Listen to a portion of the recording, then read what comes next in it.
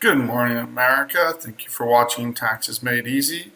Today we're going to talk about a topic that has been on my mind, and it's become harder and harder. So a lot of people ask, can I do certain things on my own?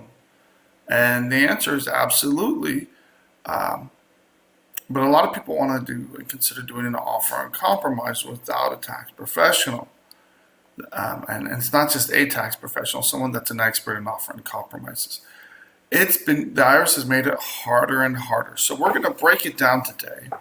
We're going to go step by step as to how you should go through the offer and compromise process, and the pitfalls you need to look out for, and how the IRS has made it harder, but how to overcome that and still get an offer and compromise accepted.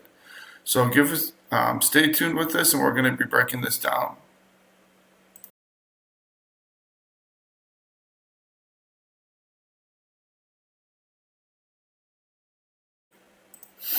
Welcome back, everybody. Hubert Johnson here. Again, thank you for watching live or on rebroadcast here at smartmoneyculture.tv. And the first article we're going to dive into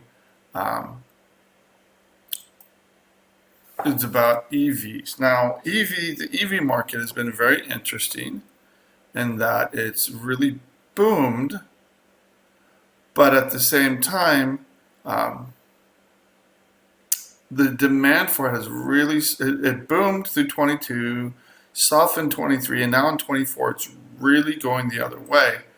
And so this is an interesting article here from townhall.com. You have plenty of red state attorney generals suing the Biden administration, raising, with the latest vehicle mandates, basically forcing people to go to EVs when a lot of people said, hey, we don't want it. This is not something that's for me.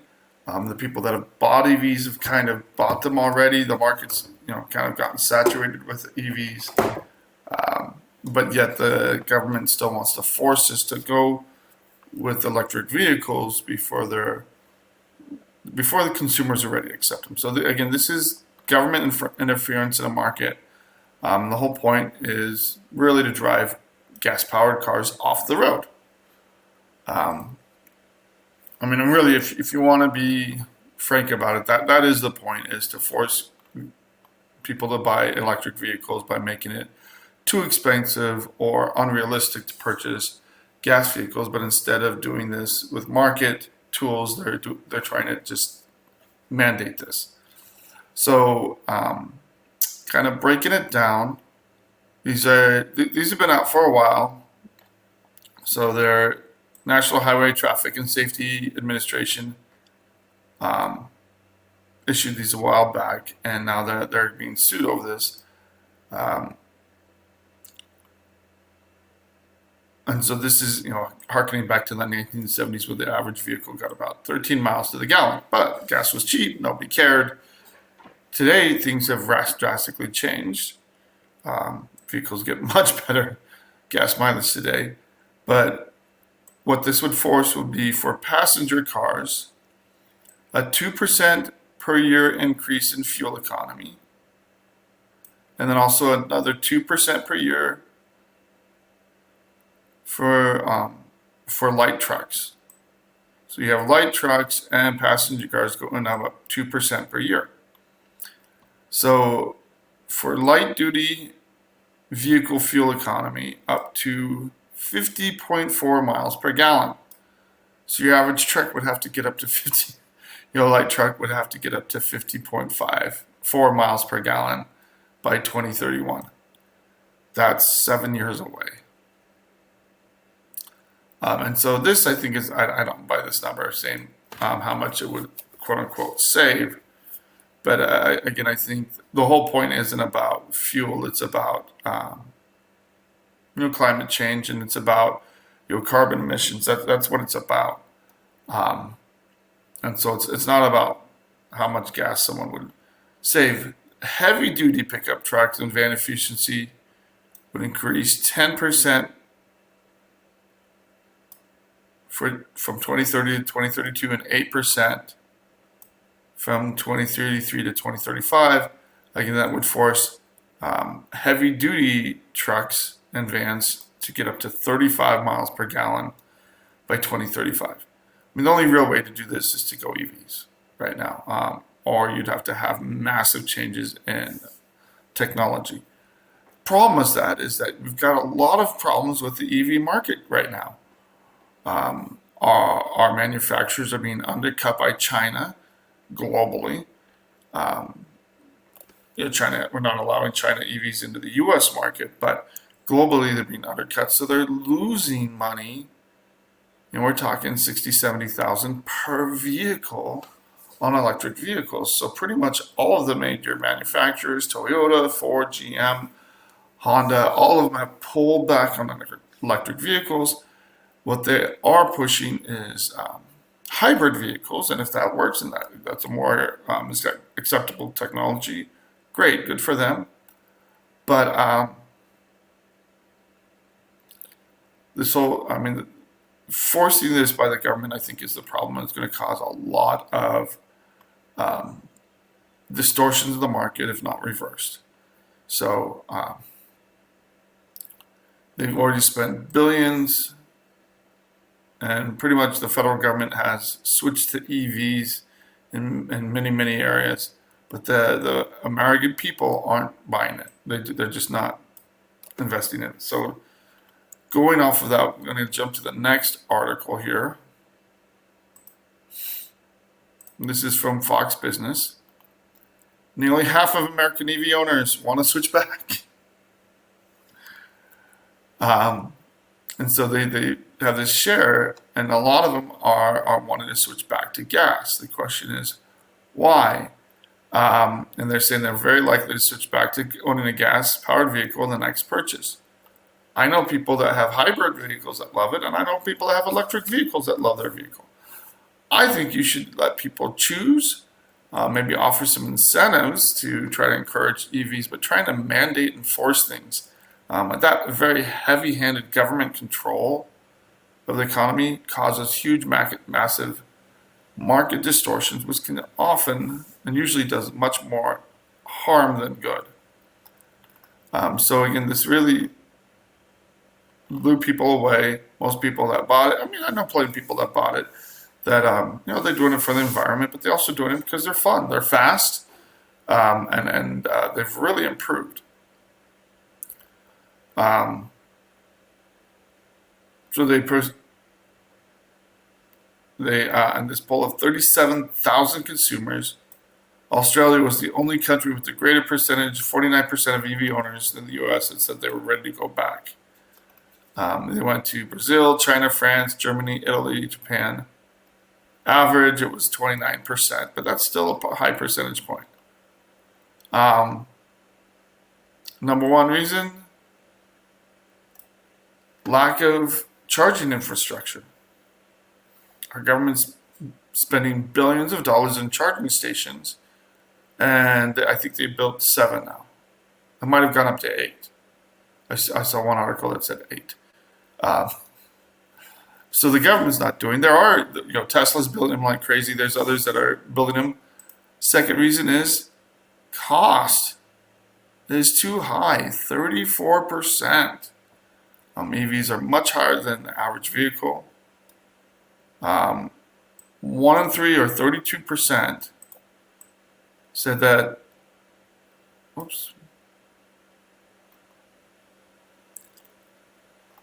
here we go. 32% said that driving patterns on long distance trips were affected too much to having an EV.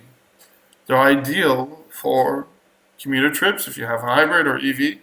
Hybrids are better because they'll take gas and you can go much longer.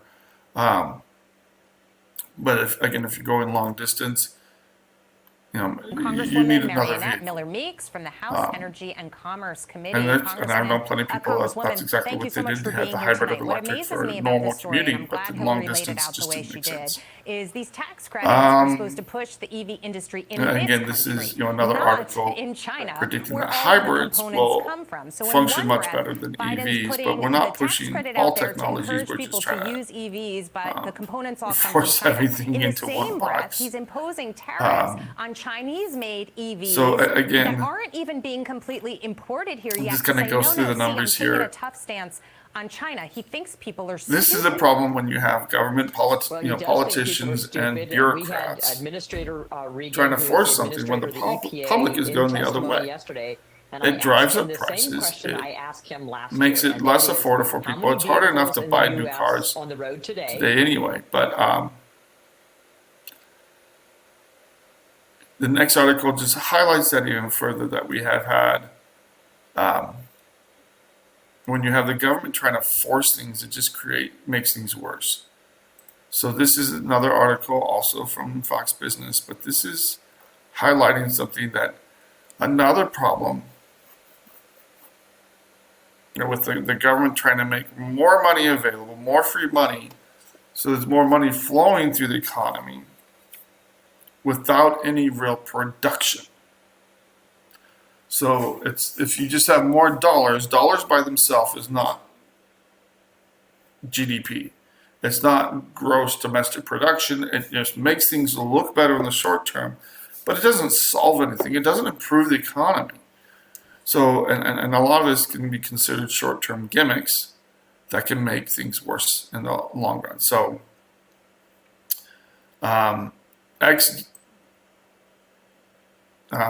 Ginnie Mae president said this is going to make things worse.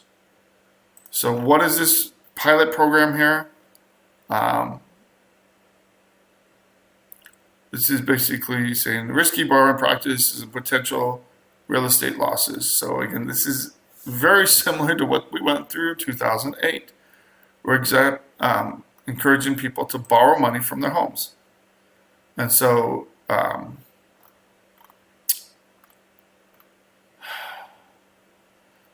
this is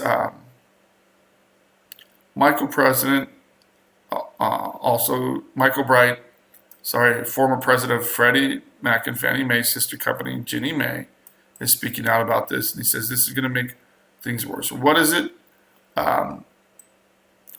Freddie Mac was approved to offer second lien mortgages, so helping homeowners who are locked into lower rates still access their home equity. Why would they do this?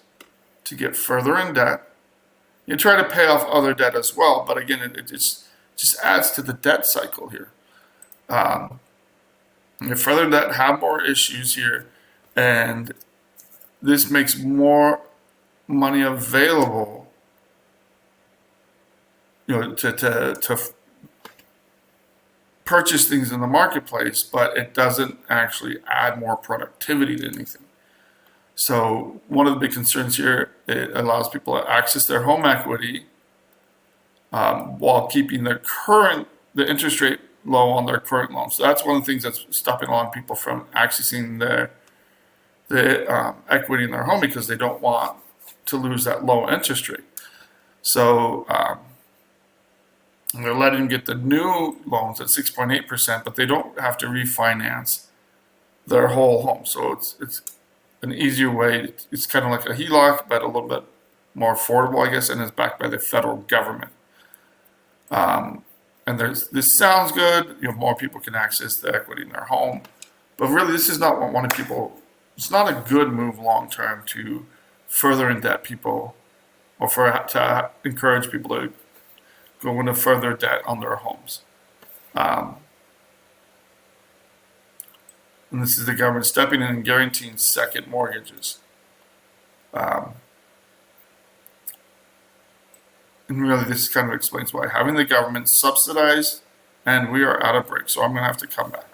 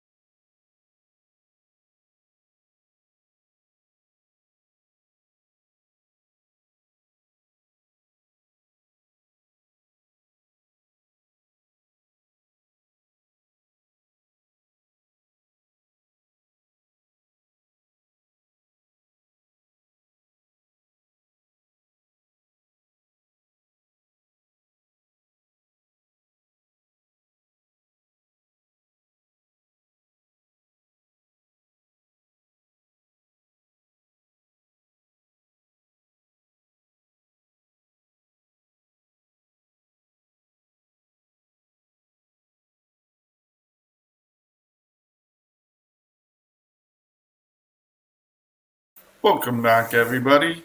Went a little bit over there, got excited about mortgage industry, so we're just trying to wrap this article up and move on. So we want to spend a lot of time on the topic for today. But again, here, having the government subsidize and incentivize equity extractions for taking money out of their homes through second mortgages, we're not solving any of the problems in our economy. Consumer spending is actually too high. And again, that's only going to only add to inflation. So, and again, encouraging people to max out the equity in their home to, eventually we're going to have a market correction with all the people. I mean, you can't have housing prices go up and up and up forever. That's going to become unsustainable, and it's going to come where eventually there's going to be a correction. That's how the market works. And the more people are maxed out on their mortgages, the more they're taking out higher interest loans, the worse it's going to be. So it's not helping people save and prepare for what inevitably will happen. Probably not like, well, hopefully not like 2008 crash again. But again, the way the housing market has gone, it's become a huge problem. People, it's a very unbalanced market right now. And so again, you're just looking at additional inflationary pressures. They say they want to lower inflation, but then they do. If you went to economics, if you were an economics major, they're doing everything the opposite of what you would want to do to actually lower inflation. And so and again, when they max out the equity again, there's no reason to sell their home. They're not going to sell the home and move, which already adds to the supply crisis. So they need to encourage people to be able to sell their home, move, and make decisions that make sense for them. But when people are locked into their homes long term, they don't downgrade, they don't upgrade, they don't put things on the market, and again, it reduces supply, adds to inflation, and again leads to less equity for people in their homes. So again, that's all we're going to talk about on this, and just want to touch on a couple more articles here. And this is from Reuters through Yahoo Finance, talking about the health of our banking system. So the Federal Reserve did an annual stress test on Wednesday, but just looking at how are banks doing, and they said that 31 big banks would weather a spike in the jobless rate, severe market volatility, and dives in residential and commercial markets, and still retain enough capital to continue lending. So the 31 biggest banks can handle that, but it still would have huge problems here. The concern here is you still have high quality capital would dip to 9.9%, their lowest levels, which is still twice the regulatory minimum, but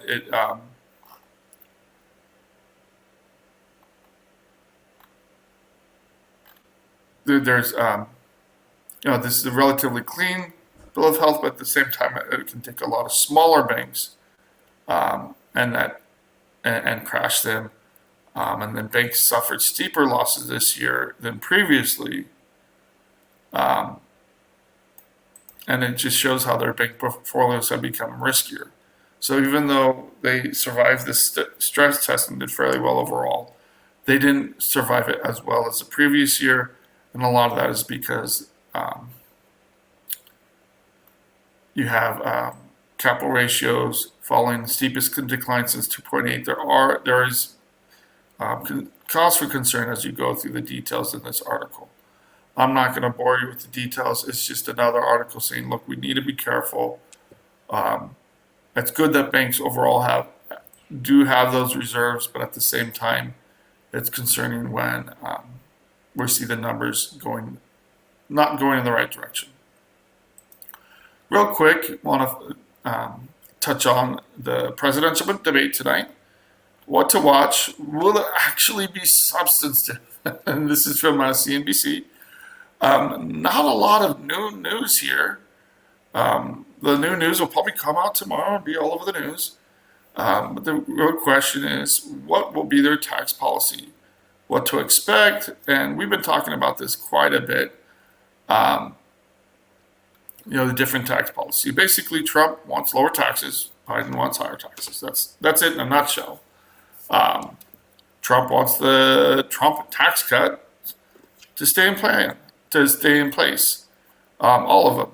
Biden wants, depending on who's speaking, it's either been he wants the whole thing to go, which is what he has said multiple times, or the official word from his administration has gone back and forth. So basically, if they're going to stay for people making $400,000 or less, he wants to increase taxes on the wealthiest. Now that's the official line that, again, he has his promise he's not going to raise taxes on anybody making less than 400,000. It's going to happen because even if he keeps the Trump rates in place for 400,000 or less, there's so many other ways and that it's going to increase. So really what we need to do is stop spending. We need to stop spending because eventually it's going to happen. And the big thing, one of the big things is, how do we pay for the extensions? Well, if the economy is going up, revenue has gone up every single year, and they talk about paying for the extensions. I think that's really disingenuous. Federal revenues are higher than ever. So paying for something that increased federal revenues is disingenuous is a nice word. It's basically a lie. So, and again, this is the media, in my opinion, going out and selling that every time there's tax cuts, you lose money. But if the federal revenues go up and increase, and it improves the federal revenue, why would we go backwards and get rid of tax cuts that helped improve the economy? And then you're going to see a shrinkage in federal revenue, or you're just taking more from a smaller pie. So that's a whole other conversation. The Biden administration has been pretty straightforward with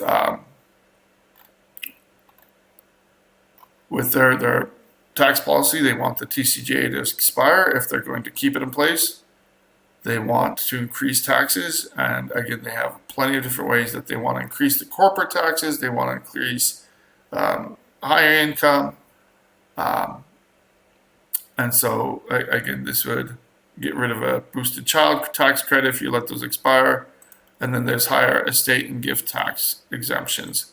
All of that would go away, which would affect many people, anybody getting inheritance over a certain amount. But the corporate tax is the concerning thing, because what happens when you increase the corporate tax? Do corporations pay more? No. It just leads to more inflation. They're just going to pass that buck on to the consumers, and it's going to hurt people throughout the economy. So this idea of we're going to tax the rich and burden the rich, and there won't be consequences on the rest of us, is not accurate, or a lie. And so that's the concern to be very concerned about. Trump, he's kind of all over the place, which is typical Trump. This is talking about, again, very few surprises from the Biden tax agenda. We know what they want to do. They want to raise taxes, especially on the wealthy and on corporations. But one of the things that it's hard to say how serious it is. Some of the things that he's floating, he wants to keep the TCJA in place. He voiced support for tariffs, which the Biden administration has also voiced support for. Trump came out and said, I slapped 60% tariffs on China. And then Biden came out and said, well, I do 100%. I'm like, well, if you're going to do it, just do it. Why would he wait till after the election to do it? He should have already done it. And that's something that I would applaud, because China being the bad actor they are, tariffs they don't solve everything. But we should be working to counter what China is doing globally, and we're not. We should be building more bridges. We should be working with our neighbors to the south, South America, Mexico, Asia. And I'm not seeing that we are. We're letting China run riot more than anything else. So again, tariffs on Chinese goods coming to America, I think that's great, but it's just a small piece of the overall puzzle here. So again, I've talked at length about Trump just getting rid of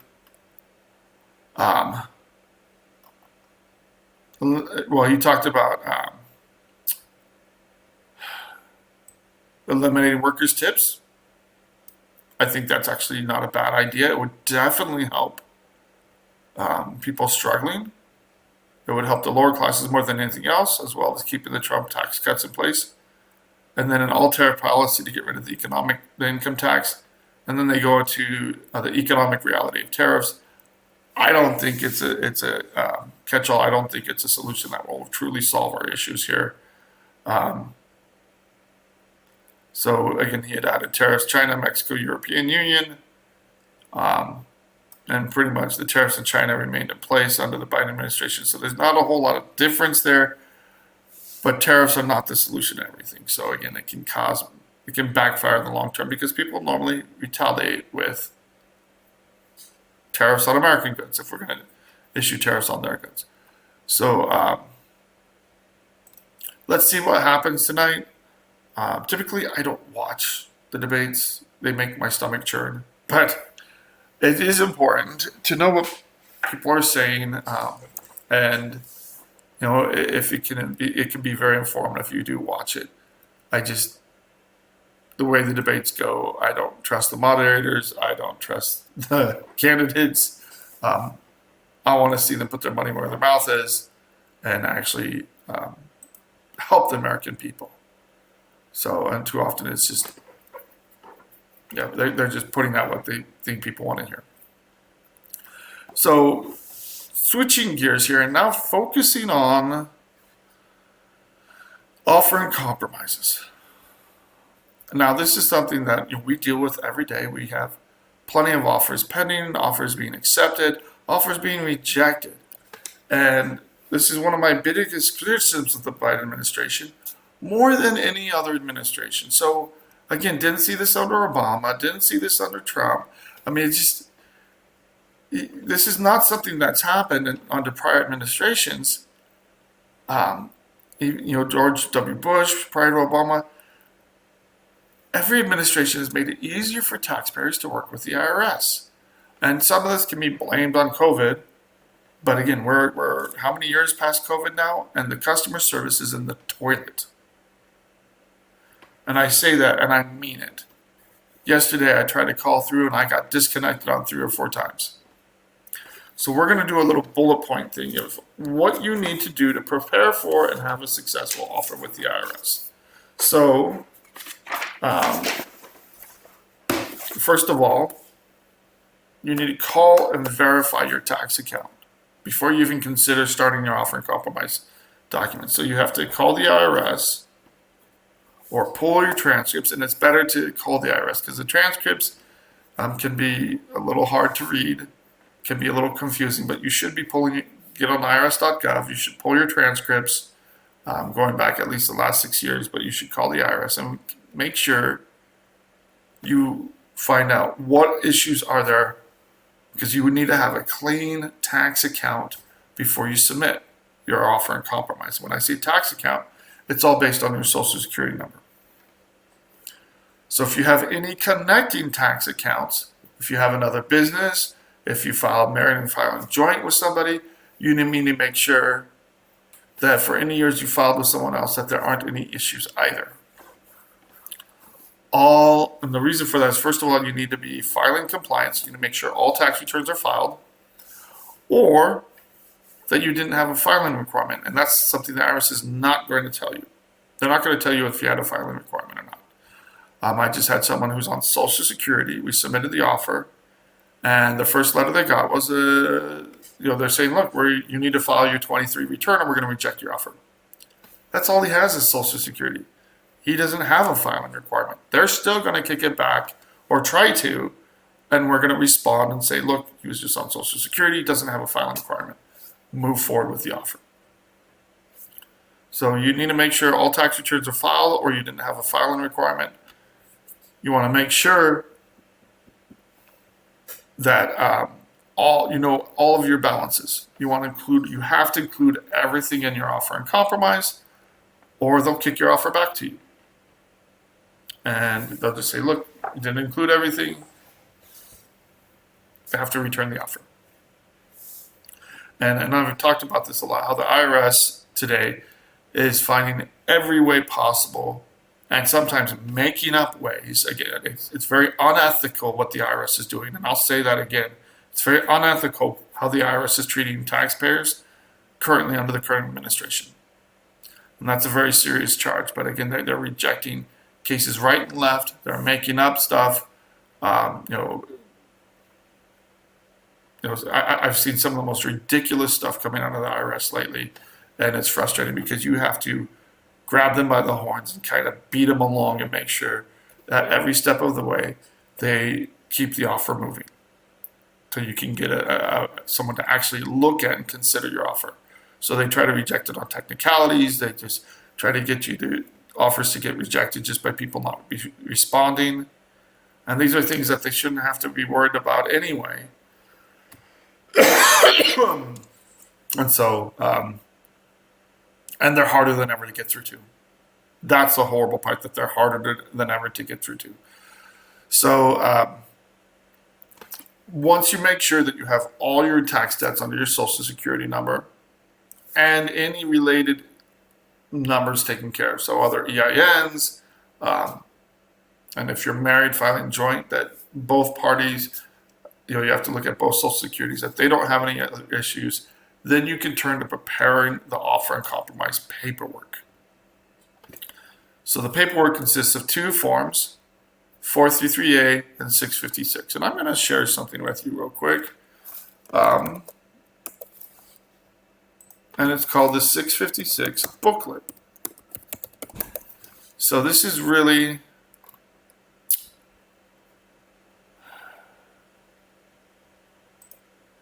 I'm going to go ahead and share this screen.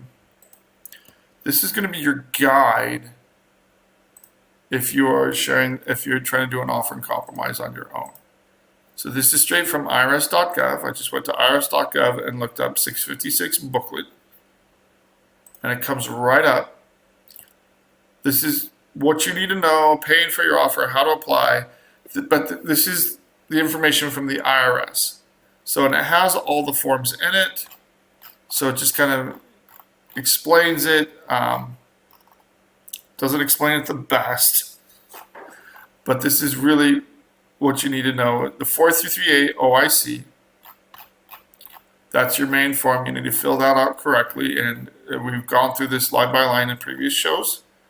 The thing is, you need to be accurate on here. And if you don't know what you're doing, call and talk to a professional. The 433B OIC is only for businesses. If you have an open business, you might want to think twice about submitting an offer, especially if it's more for closed businesses. It's not a form that's used very much. So you can ignore the 433B, but really it's a 433A and the 656. Those are the two forms that you need to submit your offer. And that's how to find them. So you go to irs.gov, search up booklet, and we're hitting another break, so we'll be right back in just a few minutes.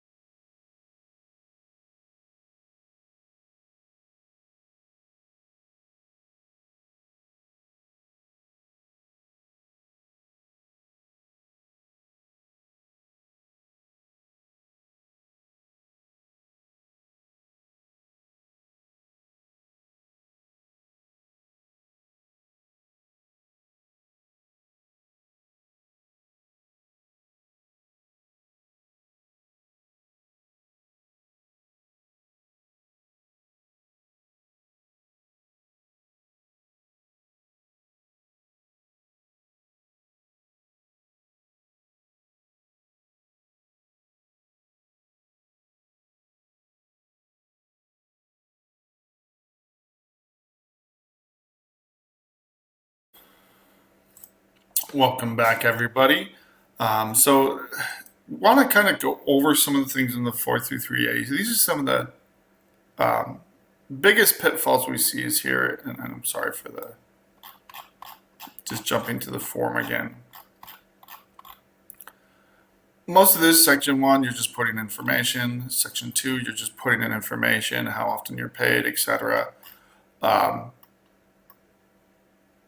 Putting information in here. It is so helpful to talk to a tax professional or look things up, because really what you should be looking at, your assets absolutely matter.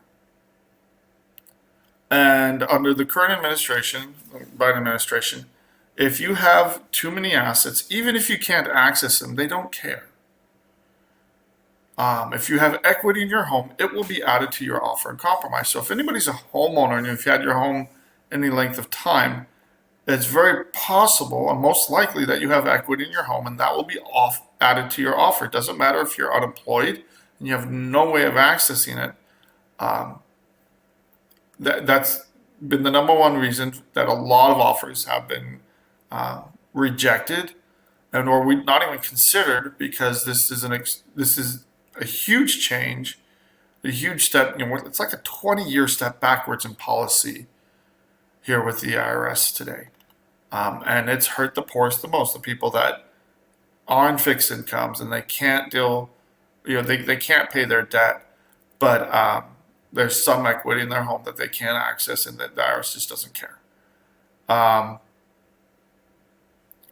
Cash value of life insurance policies, that's another big thing. So you have to look at all the assets available and go through these numbers. There's usually taken 80% valuation minus any loan balances on most assets. One thing to be aware of on vehicles, you only get the first 1 or 2 vehicles depending on how many people are in the household. So I don't want to, I can take way too much time just going through this, and I've done it in prior videos, just walked through how to fill out these forms. One of the biggest mistakes I see people going through is you have to go and look at the allowables. So these are, sorry, business income. This is where you look at, you have a monthly household income. It's really fairly straightforward, and they're looking at gross amounts there. But then they do have for monthly taxes, etc. here. But in housing and utilities, food and clothing, vehicle loan limits, vehicle operating costs, all of these are fairly tightly controlled by what are called national standards. One of the biggest problems that the IRS has done is that they have strict limits based on where you live and where your county is. It used to be they would allow for 150% of the allowable. They did that for years until the Biden administration reversed course.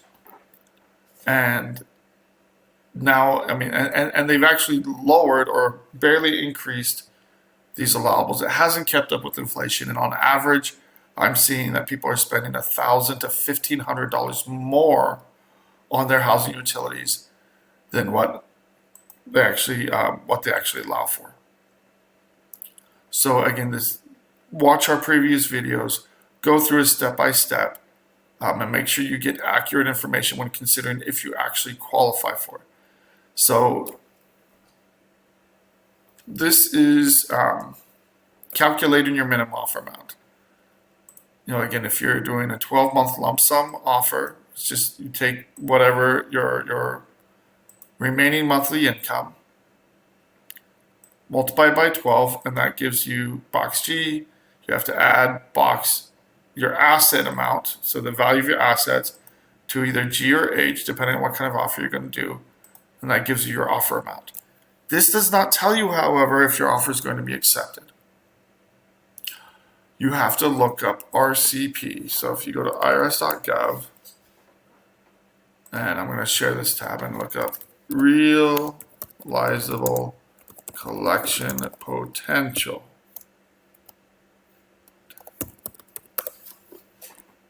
This is what doesn't even come up.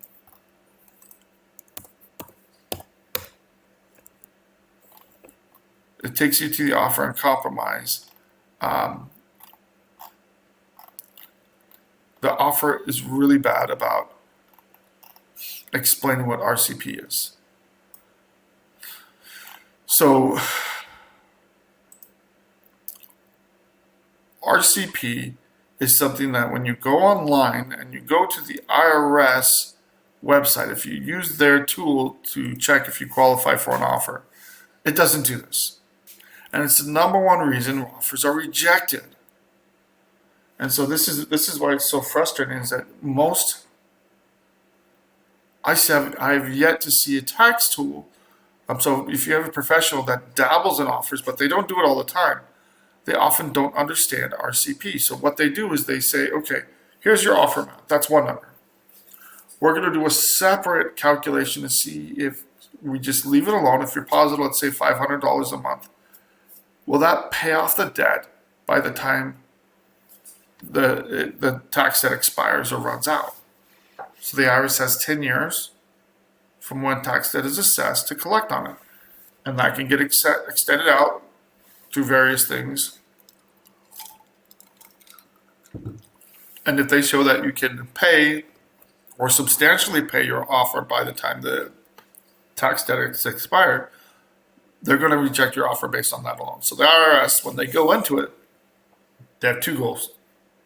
One, reject your offer on a technicality, get you to drop out, to get you to give up.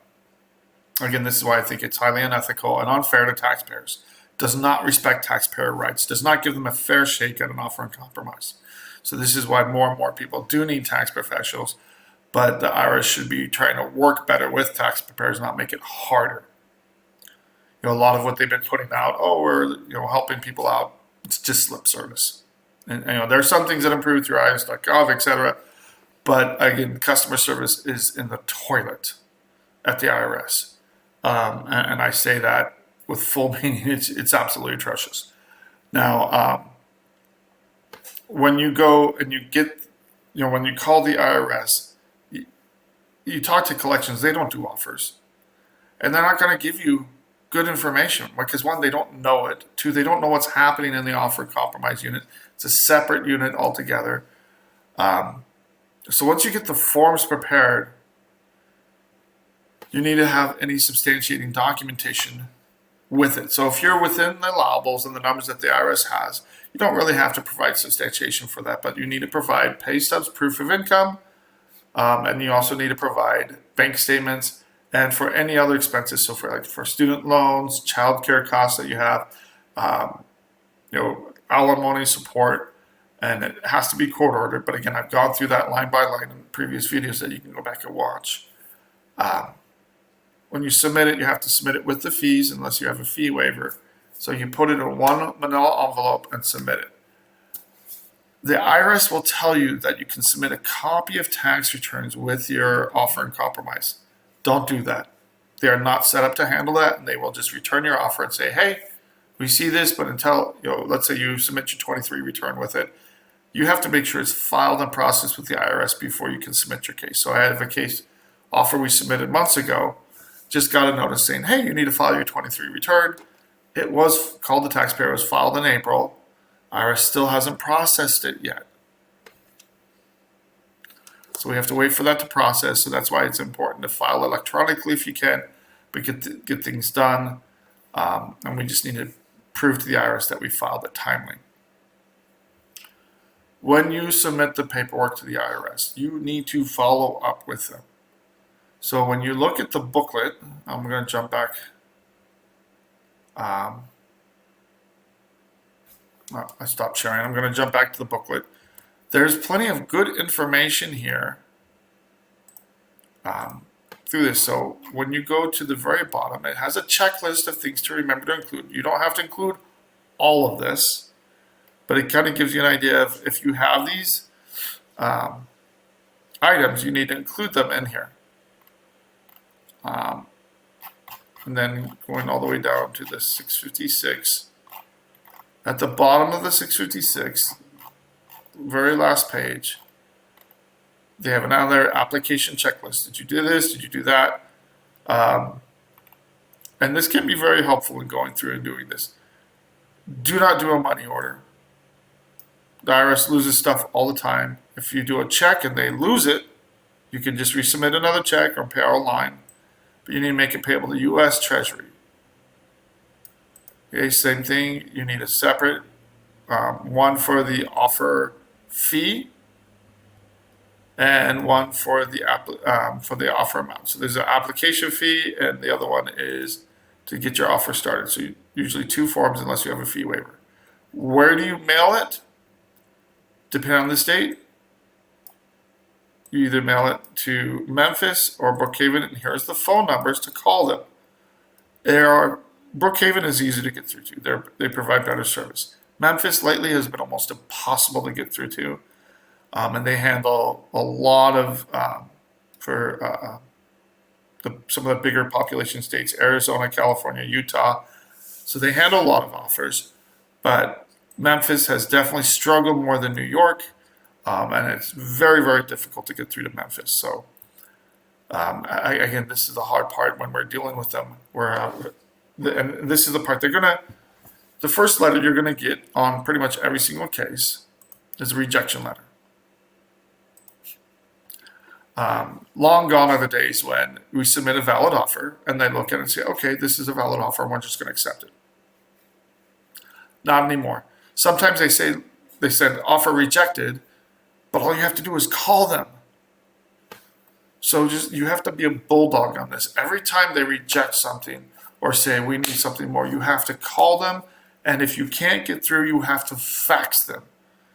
We run into, in the last 9 months, we've run into serious issues where 6 months ago we were able to call and get a hold of somebody and talk to someone and negotiate with someone. It's getting to the point where we can't even negotiate with offer examiners on some offers because they just reject it out of hand. We have to fax everything to them. We have to provide proof. And during the same time period, because their service has gone down so badly, they have included fax numbers on every letter so that you can at least respond by fax. If you can talk to someone, great. If not, you have to fax in your responses. Save those fax confirmations. That's your proof. If they mess up, that's your proof that you provided to them, that you sent it in.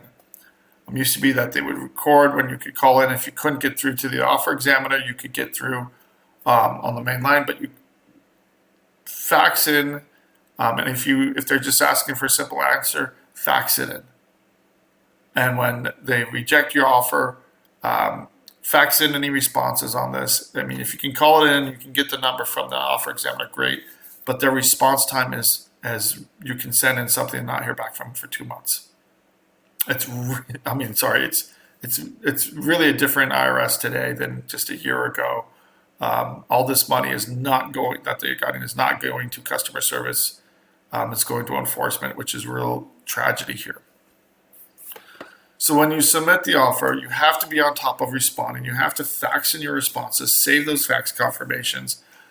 And if you get someone that's being ridiculous, that's not working with you, demand a manager. Escalate the case right away.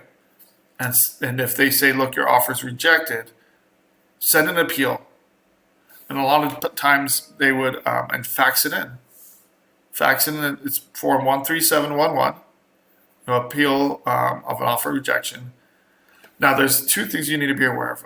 Appeal rejection versus returning your offer. If you do not respond, they will return your offer, or if you don't provide what they claim they need, they will return your offer without appeal rights, and they're trying to do that left and right. If they have to reject it, they said based on the merits of your case you don't qualify. That's where you have appeal rights, but you have to fax in an offer appeal. You have to do it within 30 days, and you have to follow with them to make sure, one, they got the fax, but you have to keep that fax confirmation as proof and always demand to speak to a manager when they're not working with you.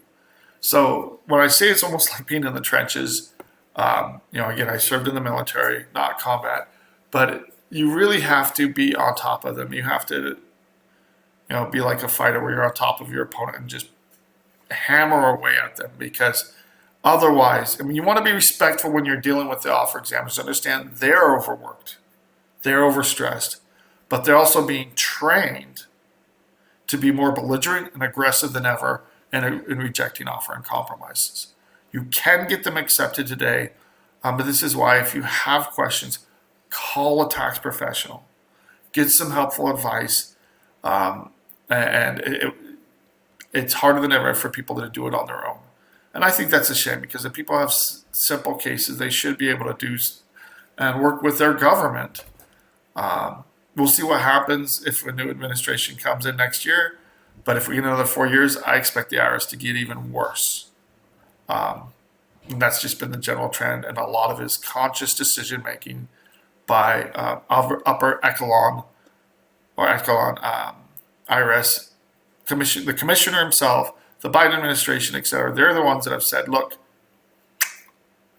let's make it harder than ever. Let's create more layers of bureaucracy, and let's not improve customer service. So there's plenty of great people that work there at the IRS, and they're just as frustrated by a lot of these policy changes. There's a lot more policy changes that I don't exactly have to do with an offer. And so it's just more red tape and bureaucracy, but you can still get your offer approved. Call us if you have any questions, 520-485-7371. And again, good luck out there, people. You do have rights. They should be respected, and that's our job, is to make sure that happens.